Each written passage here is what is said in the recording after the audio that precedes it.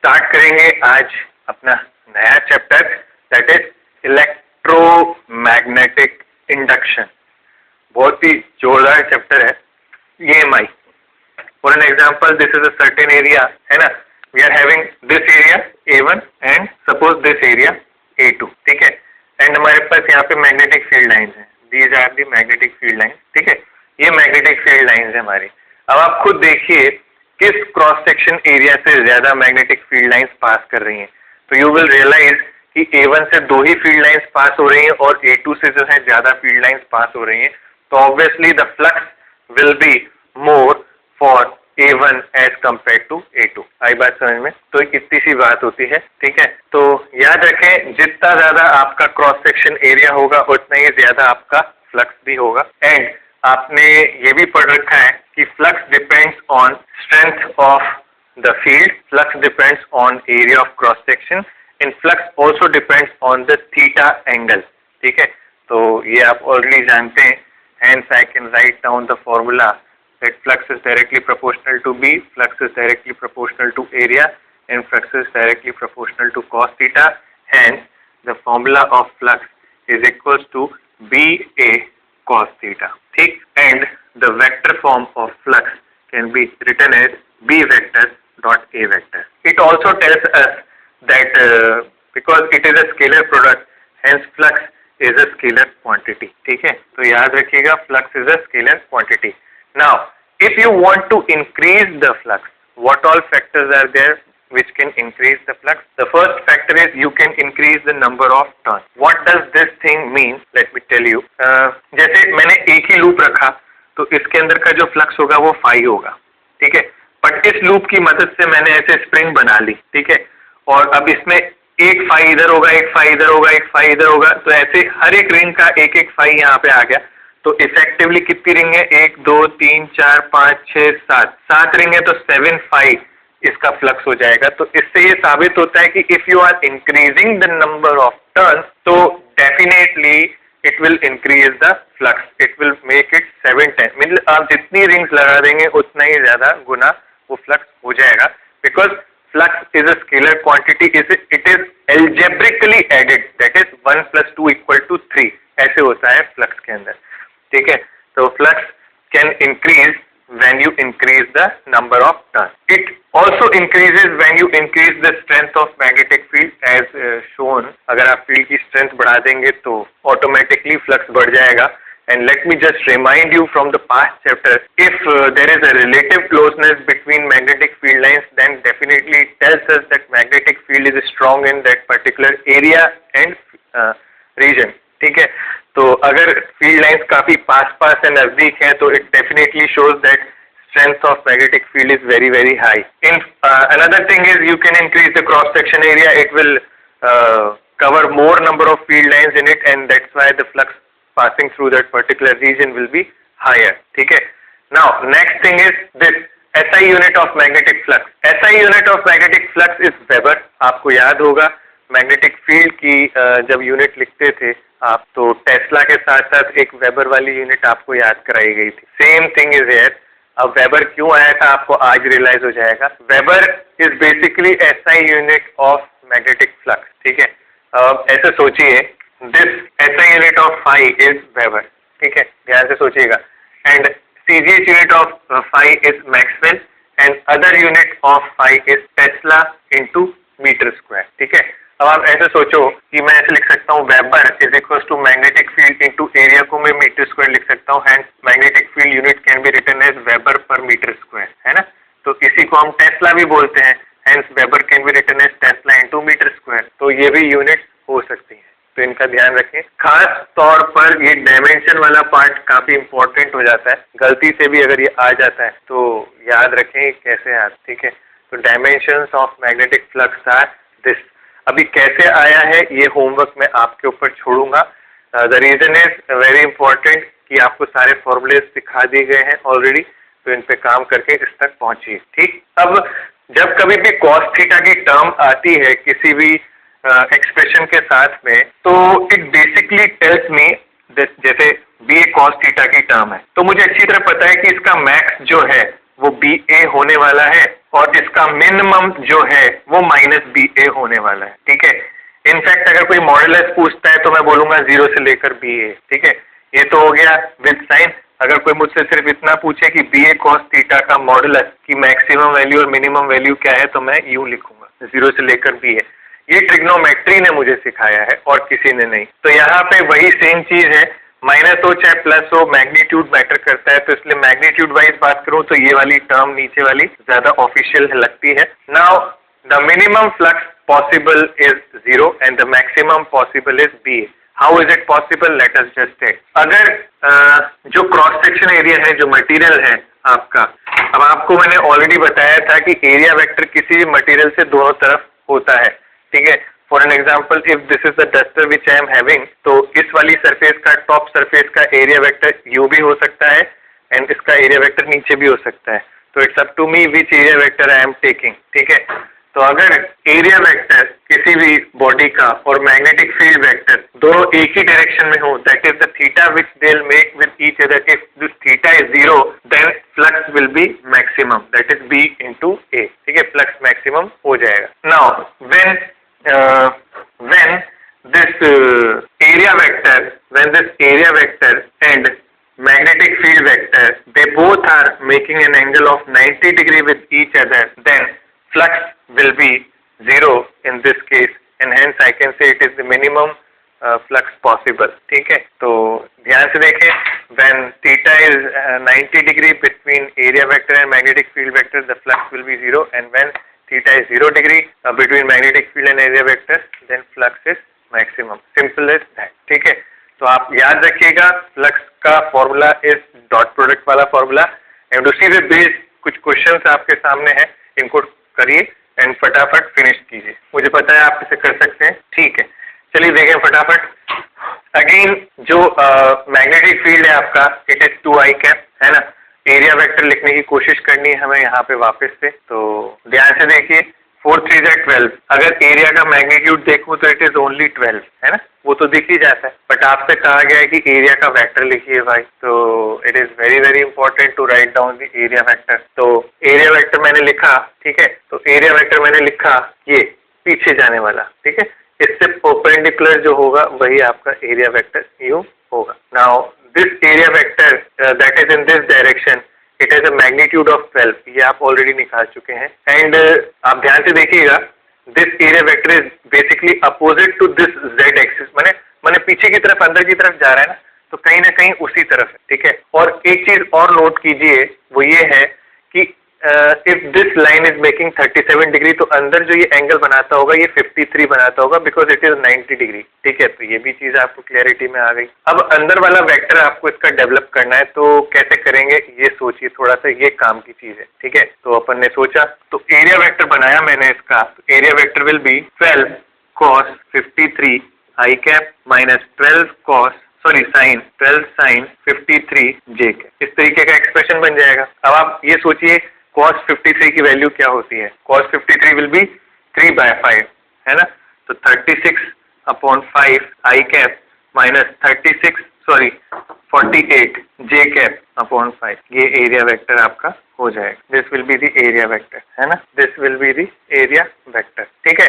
अब area vector ये आ जाने के बाद आपको सिर्फ और सिर्फ डॉट प्रोडक्ट करना है, hence phi is equals to b dot a, and आप जानते हो डॉट प्रोडक्ट सिर्फ i का i के साथ ही किया जाता है।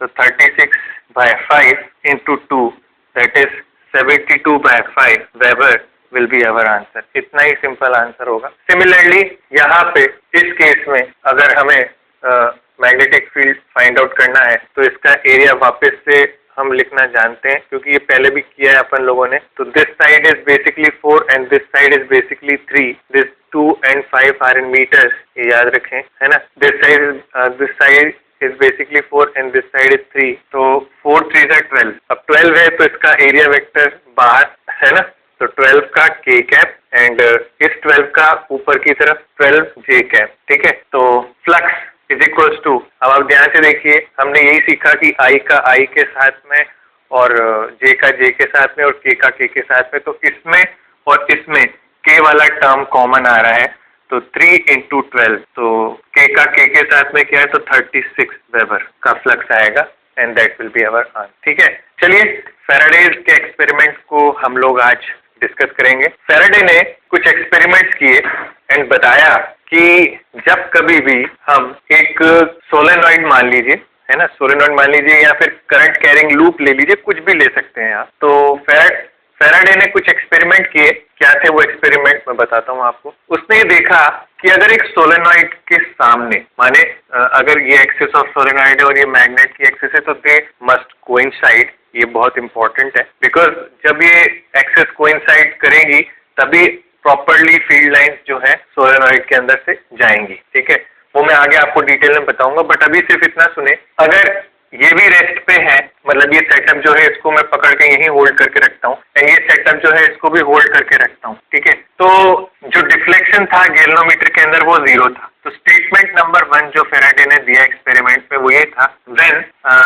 There is no relative motion between coil and magnet induced and magnet, deflection in galvanometer is 0 and deflection in galvanometer is 0। ये पता लग गया। ठीक, फिर उसने क्या किया, पॉइंट नंबर 1, मैं इन्हीं डायग्राम्स के अंदर बार बार वही एक्सपेरिमेंट करूंगा। फिर उसने क्या किया, इसको V से आगे मूव करवाया, V से नहीं, आप 10 मीटर पर सेकेंड से मान लो, एंड इसको आगे 10 मीटर पर सेकेंड से मूव करवा। ठीक है, तो still case number 2, even now V relative is 0, hence reading shown by galvanometer is 0। ये चीज ध्यान रखें। तो उसने ये देखा कि जब दोनों को सेम स्पीड से मूव करवाता हूँ, चाहे मैग्नेट को भी इधर मूव करवाऊं सेम स्पीड से, चाहे लूप को भी उसी के साथ उसी के पीछे मूव करवाऊं सेम स्पीड से, तो दोनों केसेस में जो डिफ्लेक्शन था गैल्वेनोमीटर का वो 0 ही रहा। यानी कि ऐसा लगा ही नहीं कि कुछ करंट बना भी होगा इस लूप के अंदर। फैराडे का ये मानना था कि जब कभी भी, मतलब फैराडे ने बेसिकली ये कहा कि जो ओर्स्टेड ने कहा था ना कि अगर करंट कैरिंग वायर है तो वो आसपास मैग्नेटिक फील्ड प्रोड्यूस करेगा, तो उसने कहा कि इसका उल्टा भी पॉसिबल है कि अगर मैं आसपास मैग्नेटिक फील्ड ले आऊं तो करंट भी ऑटोमेटिकली प्रोड्यूस हो जाएगा उस वायर के। तो उस पे काम कर रहा था फैराडे। ठीक है, तो उसने कुछ एक्सपेरिमेंट किए जिनको हम अभी स्टडी कर रहे हैं। ठीक है, तो फिर अब हमने क्या किया, इसकी स्पीड इस बार 10 मीटर पर सेकेंड कर दी, है ना, और इसकी स्पीड इस बार 5 मीटर पर सेकेंड कर दी, है ना, ऐसा देखा। तो अब इस सिचुएशन में क्या हुआ, केस 3 के अंदर, now V relative is non-zero, hence there will be deflection in galvanometer। इस तरीके से तो उसने देखा there will be deflection in galvanometer में डिफ्लेक्शन हुआ। अब रिलेटिव वेलोसिटी अगर इन दोनों के बीच में आ जाती है, यानी कि एक लूप और एक मैग्नेट के बीच में आ जाती है, तो उन्होंने देखा कि डिफ्लेक्शन हुआ। तो उनको एक चीज तो पता चल गई कि जब जब रिलेटिव मोशन होगा दो बॉडीज के बीच में, एक मैग्नेटिक और दूसरी वायर का लूप, तो एक करंट प्रोड्यूस हो रहा है। इसका मतलब करंट प्रोड्यूस हो रहा है, will be deflection in G, that is current I is produced in loop। ये पता चल चुका है। ठीक, तो सपोज कीजिए इस केस के अंदर, है ना, जब मैं रिलेटिव की बात करता हूं तो मैं कह सकता हूं कि ये 0 पे है एंड ये रिलेटिवली 5 मीटर पर सेकेंड की स्पीड से आगे की तरफ बढ़ रहा है ना। तो मैं ऐसे कह सकता हूं कि इसकी स्पीड 0 हो गई और ये 5 मीटर पर सेकेंड से आगे बढ़ रहा है विद रेस्पेक्ट टू मैग्नेट। ये रिलेटिव का कंसेप्ट है, ये आपको ऑलरेडी पता होगा। जब ये आगे बढ़ेगा इसकी तरफ, ठीक है, जब ये आगे बढ़ेगा तो ऑटोमेटिकली यहाँ पे कुछ करंट इंड्यूस होगा और करंट इंड्यूस होने के कारण जनरली गैल्वेनोमीटर की नीडल जो होती है ना वो इस तरीके से सेंटर पे होती है बच्चों, यूं ऐसे। तो जब ये आगे बढ़ेगा तो देयर इज अ पॉसिबिलिटी कि डिफ्लेक्शन यूं शो कर जाए, यानी कि 0 से कुछ इधर राइट में डिफ्लेक्शन शो कर जाए, there is a possibility. But जब इसका हमने उल्टा किया, उल्टा इन द सेंस कैसे, सपोज ये ऐसे माने कि ये 5 मीटर पर सेकेंड से इधर जाने लगा एंड इसकी स्पीड 0 है। जब इसका उल्टा किया, माने ये भी पास आ रहा था तो देखा कि डिफ्लेक्शन इस तरफ आ रहा है।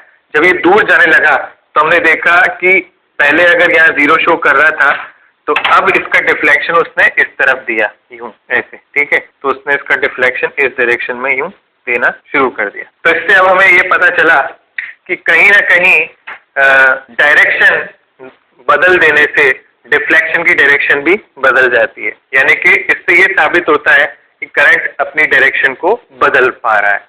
ठीक है, अब I is produced in loop but direction will be discussed later, है ना, direction will be discussed in later chapter class. ठीक, फिर इस नीचे वाले का भी कंक्लूजन हाथों हाथ लिख लेते हैं। This is our fourth point.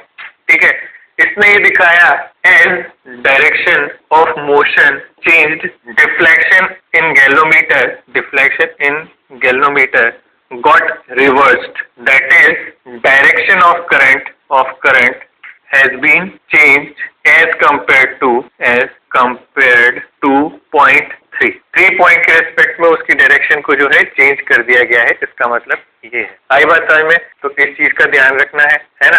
तो यहाँ से इतने पॉइंट से ये साबित हुआ कि जब कभी भी there will be a relative motion, तो करंट इंड्यूस नहीं होगा या डेवलप नहीं होगा लूप के अंदर, बट जब कभी भी रिलेटिव मोशन होगा तो there will be definitely current and it is checked with the help of the galvanometer. And हमने ये भी चेक कर लिया कि डायरेक्शन को अलग करते ही, यानी कि अपोजिट करते ही जो करंट की डायरेक्शन है वो भी रिवर्स हो जा रही है। फिर एक और एक्सपेरिमेंट हुआ यहाँ पे, वो भी अपन हाथों हाथ डिस्कस कर लेते हैं। चलिए देखें, अगले एक्सपेरिमेंट में ये था कि पॉइंट्स में मिटा रहा हूँ, है ना। Next is fifth point. ठीक है, अगले एक्सपेरिमेंट में ये था कि इसे 0 रख लेते हैं इस बार रिलेटिवली, एंड इसे ज्यादा स्पीड देते हैं। 5 की जगह मैंने इसको दी इस बार 20 मीटर पर सेकंड की स्पीड। ठीक है, तो it was observed that when relatively high speed was used, then galvanometer showed very large deflection। ठीक है, तो गैल्वेनोमीटर ने बहुत ही ज्यादा डिफ्लेक्शन शो किया जैसी स्पीड बढ़ा दी गई। तो इसका मतलब मैं ये कह सकता हूँ, जितनी तेजी से आप आगे की तरफ बढ़ेंगे लूप की तरफ, उतना ही ज्यादा डिफ्लेक्शन, उतना ही ज्यादा आप कह सकते हो करंट उसमें बनेगा। तो जितनी तेजी से मैग्नेट आगे बढ़ेगा उतना ही हाई मैग्नीट्यूड का करंट लूप में बनेगा। इसका मतलब ये होता है, उतना ही हाई मैग्नीट्यूड का करंट लूप में बनेगा। इस चीज का आपको ध्यान रखना है। फिर तो ये चीज ध्यान रखें। अब अगर मैं ऊपर वाले केस से इस वाले केस में आऊं, ध्यान से देखना है, 10 मीटर पर सेकंड और इसकी स्पीड में रखता हूं 20 मीटर पर सेकंड। बताओ ऊपर वाले केस और नीचे वाले केस में अगर कंपैरिजन किया जाए तो किस में ज्यादा हाई डिफ्लेक्शन होगा? ऑब्वियसली इसमें। ठीक है, तो point number 6, as V relative is higher in this point as compared to 5th point। अब डायग्राम आप अलग अलग बनाना हर पॉइंट के नीचे, तभी आपको ये फील आएगी, वरना दिक्कत आएगी। As compare to 5 point, hence, है ना, as compare to 5 point, hence a large deflection will be seen, hence a large deflection will be seen. ठीक है, तो इस चीज का ध्यान रखिए। ओके, तो ये कुछ कंक्लूजन यहाँ सामने आए, ये समझ में आया कि यार भाई मोशन होने से कहीं ना कहीं डिफ्लेक्शन तो आ रहा है। तो मोशन आखिर ऐसा क्या चमत्कार कर रहा है कि यहाँ पे करंट बन रहा है ना। तो ये थोड़ा सा सोचने वाली बात थी कि ऐसा क्या हो रहा है मैग्नेट के पास आते ही, या तो मैग्नेट पास आ रहा है या लूप पास आ रहा है। दोनों ही चीजों में, दोनों ही केसेस में ऐसा देखा गया कि करंट तो लूप में ही बन रहा है, क्योंकि मैग्नेट में तो करंट बनेगा नहीं, है ना। तो लूप के अंदर करंट बन रहा था और करंट बनने के कारण डिफ्लेक्शन गैल्वेनोमीटर में ऑब्जर्व हो रहा था। ठीक, तो ऐसा एक्सपेरिमेंट आप घर पे भी कर सकते हैं, अगर, बट आपको थोड़ी मेहनत करनी पड़ेगी। आपको एक वायर का लूप बनाना पड़ेगा, एक मैग्नेट को ले जाना पड़ेगा और लूप के दोनों एंड पे एलईडी रख दीजिएगा, छोटा सा एलईडी जो आता है, एंड मैग्नेट को तेजी से ले जाएंगे तो एलईडी ग्लो करेगा। ठीक है, अब जितना आप तेजी से मैग्नेट को लेके जाओगे ना, उतना ही ब्राइट आपका एलईडी ग्लो करेगा। तो इससे ये समझ में आ जाएगा कि तेजी से ले जाने में करंट ज्यादा बन रहा है, तभी ज्यादा रोशनी निकल रही है।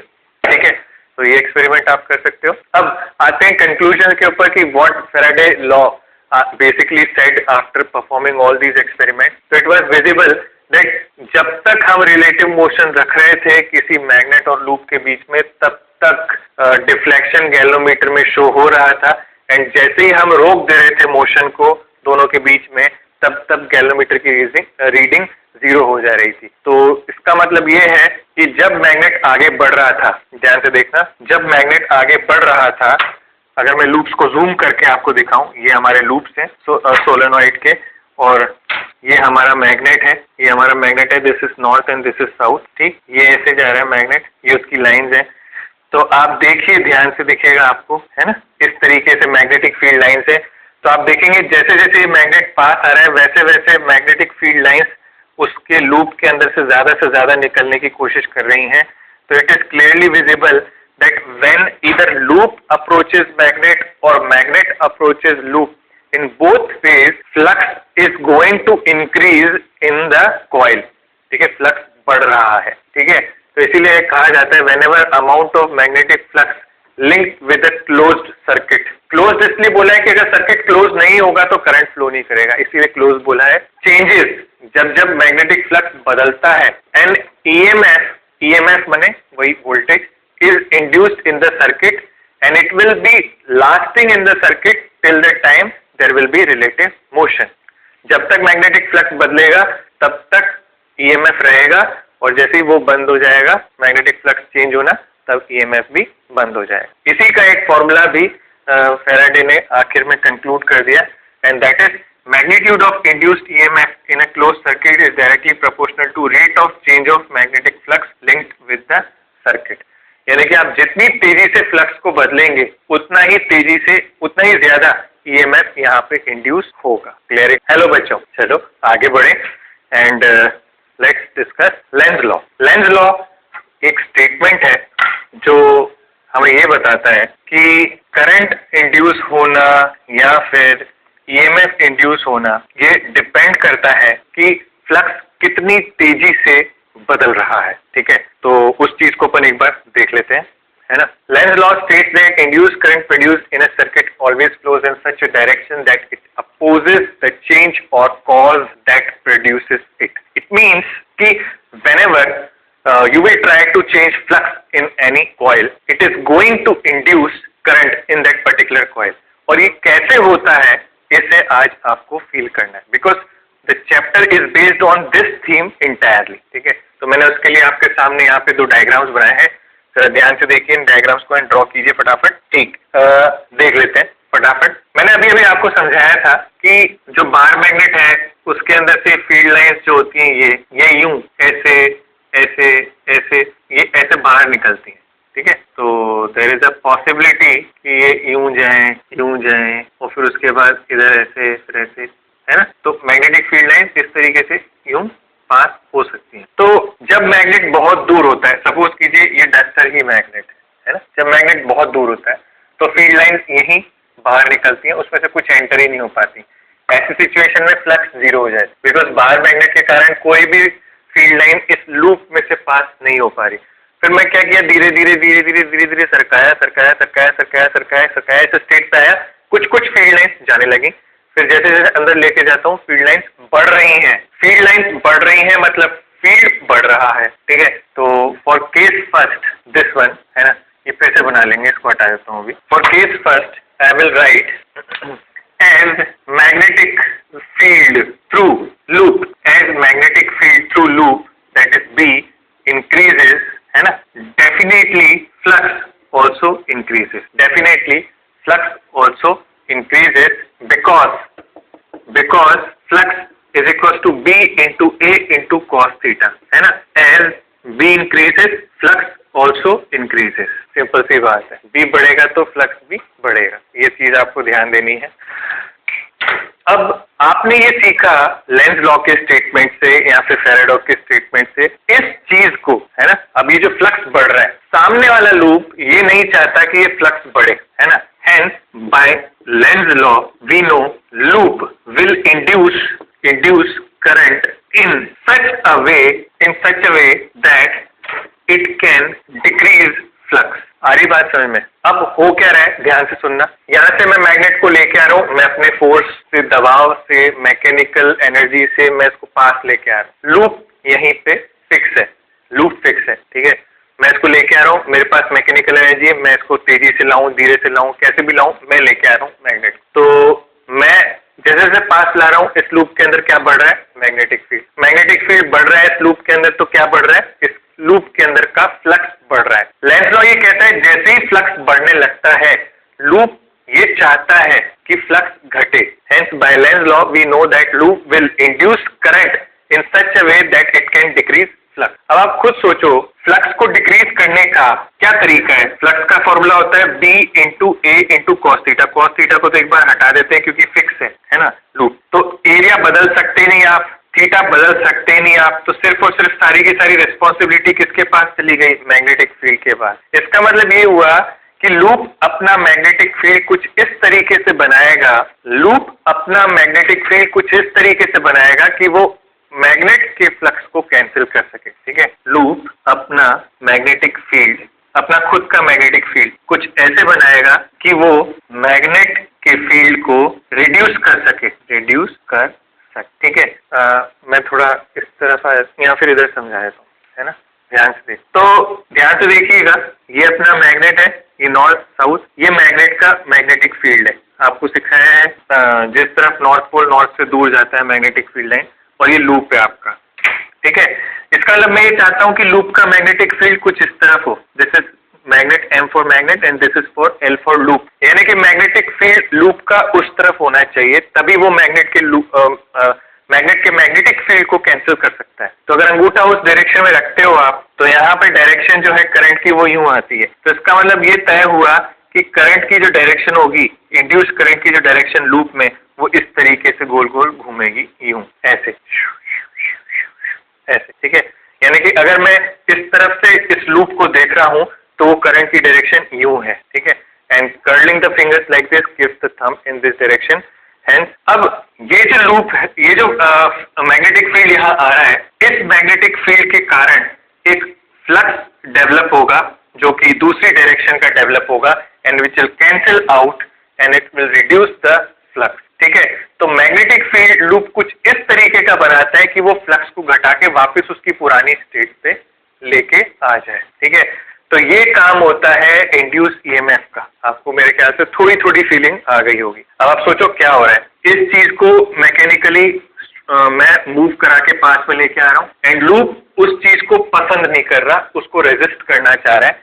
और रेजिस्ट करने मतलब मैं चाहता हूँ ना, जैसे मान लो कोई मुझे जबरदस्ती करेले का जूस पिलाना चाहता है और मैं नहीं चाहता कि उसे पीना है मुझे, तो मैं बहाने बनाऊंगा कि नहीं यार आज मुझे कहीं जाना है, आज मुझे पेट में दर्द है, मेरे पास टाइम नहीं है, मुझे मेरा गला खराब हो रहा है, टॉन्सिल हो, कुछ भी कह सकता हूँ मैं, XYZ एनीथिंग, अगर मुझे उससे बचना है, रेजिस्ट करना है। तो सिमिलरली अगर इस लूप को इस फील्ड से रेजिस्ट होना है, तो ये क्या करेगा, अपना खुद का एक फील्ड बनाने का अपोजिट डायरेक्शन में, जिससे फ्लक्स इसके अंदर से कम हो जाए। आई बात समझ में, क्योंकि आप फ्लक्स को बढ़ा रहे हो पास ले जाके, और ये चाहता है कि फ्लक्स ना बढ़े, तो उसने खुद का एक नेगेटिव फील्ड बना दिया और खुद का एक नेगेटिव फ्लक्स बना दिया। इसके कारण नेट फ्लक्स अभी भी घटा रहेगा। ठीक है, तो इस प्रोसेस में, फ्लक्स घटाने के प्रोसेस में इसने हमारी मदद कर दी लूप ने। वो क्या, करंट बना लिया अपने अंदर। अब करंट बन गया तो इंसान को मजा आ गया, ने कहा ये तो फ्री का करंट है। कैसे फ्री का करंट है, मात्र मैग्नेट को आगे करने से करंट बन गया, यानी बिजली आ गई। बिजली आ गई तो हटाओ यहाँ से तार में बल्ब लगाओ, फटाफट LED लगाओ और उसको ग्लो करवाओ, पंखा चलाओ, हवा करो। तो एक्सपेरिमेंट बड़ा मजेदार बन गया। मतलब लोगों को लगा कि यार बिजली बनाने का तरीका बहुत अच्छा मिल गया हमें, तो उन्होंने इसका एडवांटेज इस तरीके से ले लिया। तो आगे जाके लेंज लॉ के काफी अच्छे एप्लीकेशन है, जनरेटर वनरेटर और सारी चीजें वही है, हम पढ़ेंगे, बट ये थोड़ी सी चीजें थी जो आपको अभी समझाई। अब ये पूरी थ्योरी हम बार बार समझेंगे, हर सवाल में करेंगे ना, आपको इन चीजों पे खास ध्यान रखना है। ठीक है, बहुत ध्यान रखना है। अगर मैं क्वेश्चन कराने वाला हूँ आपको, तो फिलहाल इस डायग्राम को अगर मैं टॉप से देखूं तो करंट इस तरीके से जा रहा है बच्चों। ठीक है, तो याद रखें, मैं एक शॉर्ट ट्रिक बताने वाला हूँ आपको।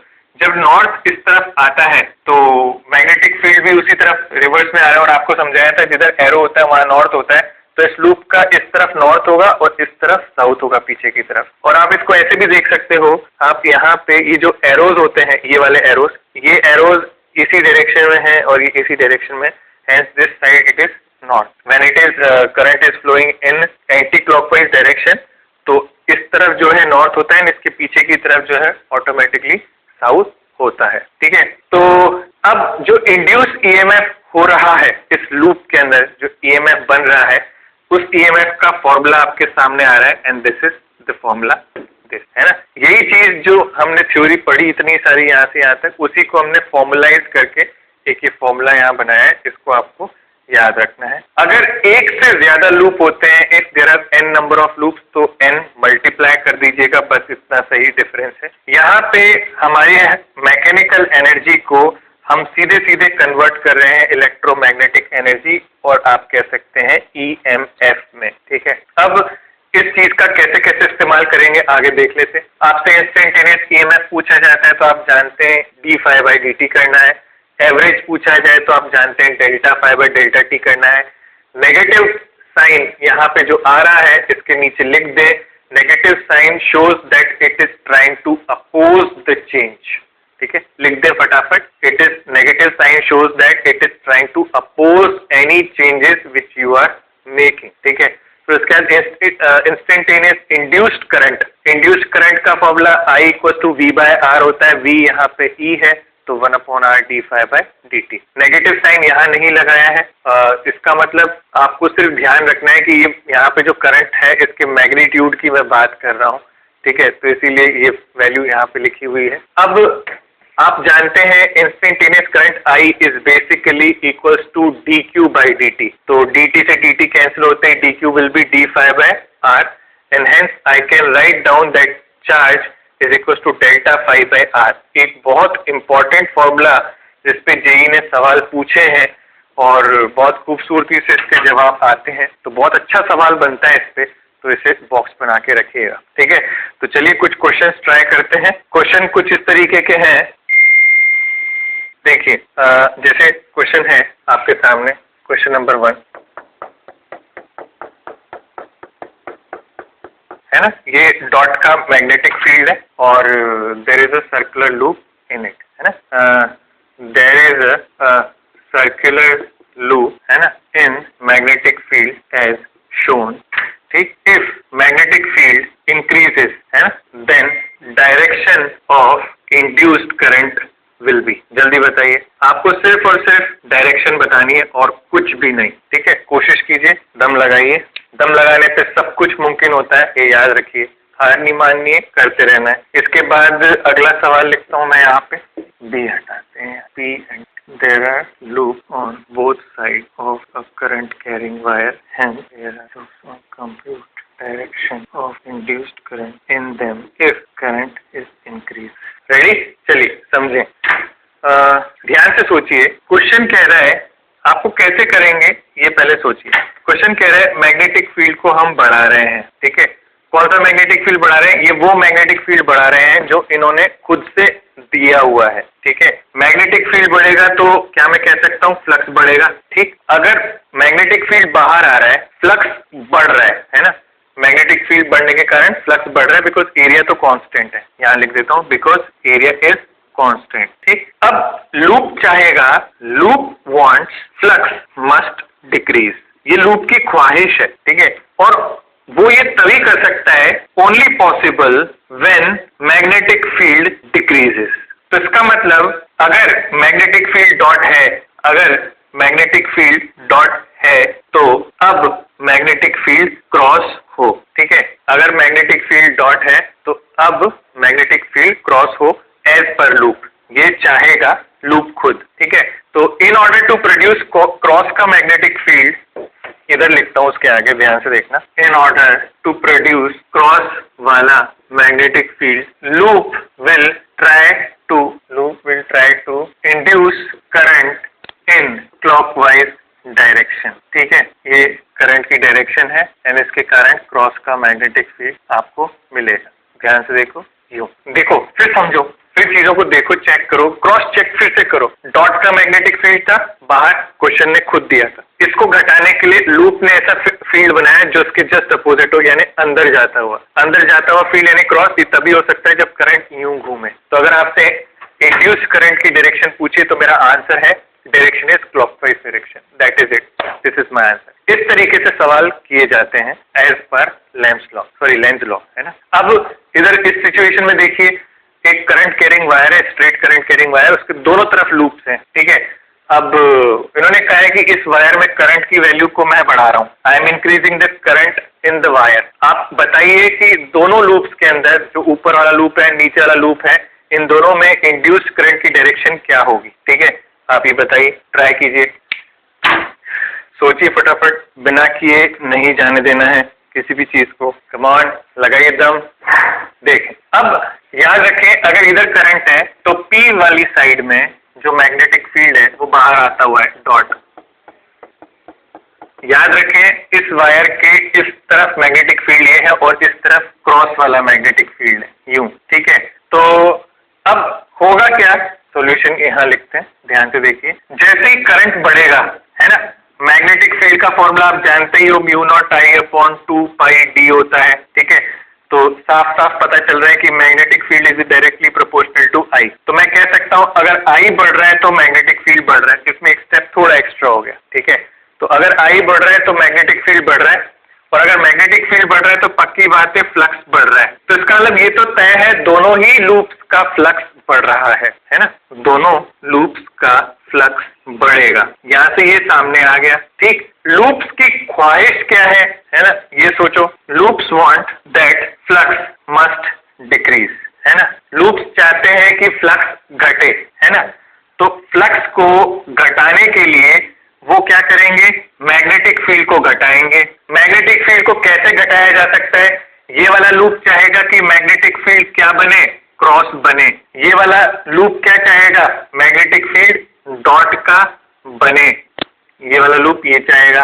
अगर डॉट का मैग्नेटिक फील्ड चाहते हो, अगर चाहते हो कि मैग्नेटिक फील्ड डॉट का बने तो करंट यू फ्लो करना चाहिए, यानी कि इसमें करंट की डायरेक्शन ये होगी। अगर क्रॉस का मैग्नेटिक फील्ड चाहते हो, यू चाहते हो, तो इसमें करंट की डायरेक्शन यू बनेगी। तो इसका मतलब ये हुआ कि पी लूप में जो करंट की डायरेक्शन है वो क्लॉकवाइज होगी, एंड क्यू लूप में जो करंट की डायरेक्शन है वो एंटी क्लॉकवाइज होगी। ऐसे this will be the direction of current in both the loops, that is P and Q.